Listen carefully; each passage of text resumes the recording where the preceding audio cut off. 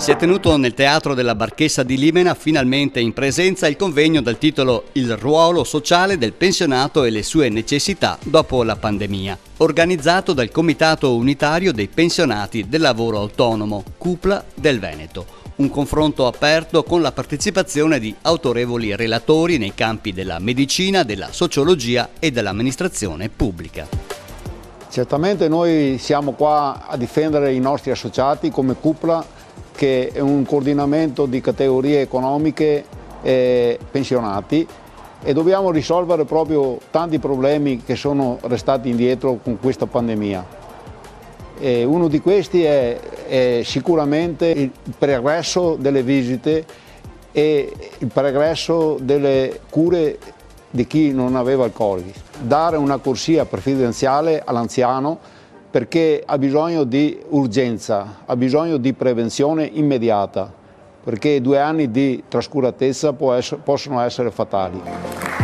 La pandemia indubbiamente ha messo in luce i punti di debolezza, ma anche di forza, dei nostri sistemi, in primis quello socio-sanitario. Abbiamo capito quanto l'elemento sociale relazionale sia fondamentale, soprattutto quando parliamo di anziani, quanto sia importante evitare l'isolamento, mantenere gli anziani attivi, quindi la prevenzione, promozione dei sani e corretti stili di vita, ma soprattutto abbiamo capito che vanno tutelati e vanno creati percorsi anche specifici per le varie caratteristiche, quindi dobbiamo mettere insieme oggi tutto quello che c'è, dagli interventi domiciliari agli interventi semiresidenziali, agli interventi residenziali un po' più intensivi, ma anche a quelli dell'abitare, del cosiddetto abitare leggero, del social housing, una cornice di quadro e di fondo sistemica che permetta poi di creare anche dei percorsi specifici e dei progetti personalizzati.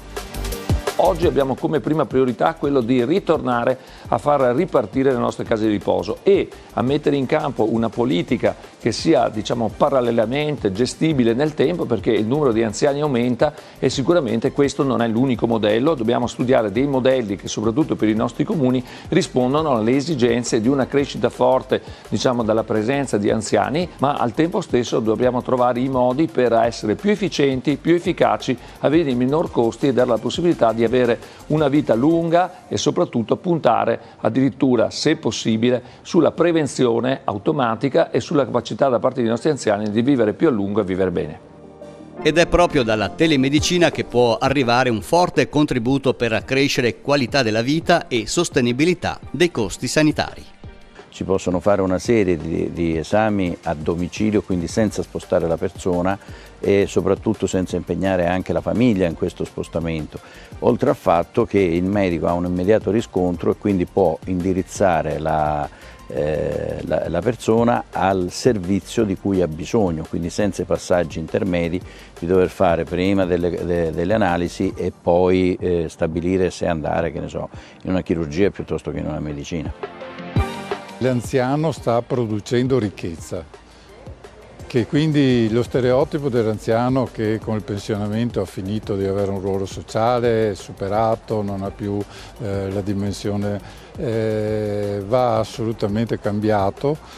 perché c'è un gruppo di anziani, chiamiamoli il gruppo di quelli che hanno bisogno, che vanno aiutati con l'assistenzialismo.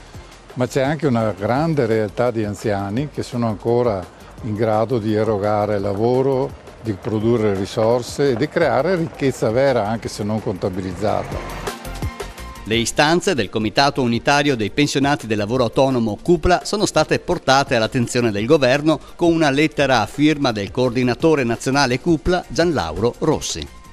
Noi come CUPLA nazionale abbiamo scritto una lettera a Draghi che chiede 2 cose precise. La prima è quello di aprire un tavolo di confronto con il CUPLA e anche con CGIL e CISL per quanto riguarda la condizione degli anziani in Italia. E la seconda cosa che noi abbiamo chiesto è quello di tutelare il potere d'acquisto delle pensioni, nel senso che in questi ultimi 10 anni il nostro potere d'acquisto è stato notevolmente diminuito, quello delle pensioni, e adesso con tutti gli aumenti che stanno venendo avanti e anche con l'inflazione che sta aumentando verrà ancora falcidiato ulteriormente il nostro reddito di pensionati.